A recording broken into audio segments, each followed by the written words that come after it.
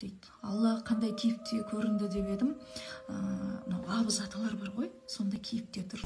Мұсылман адам Алланың сипаттарына сай сенеді. Бұл сипаттар екі бағытқа затия және субутия сипаттар болып табылады. Алла бақо, мәңгі, және оның басы, аяғы болмайды. Бір уақытта басталып біз сияқты, бір уақытта аяқталып миссиясы бітетіні болмайды.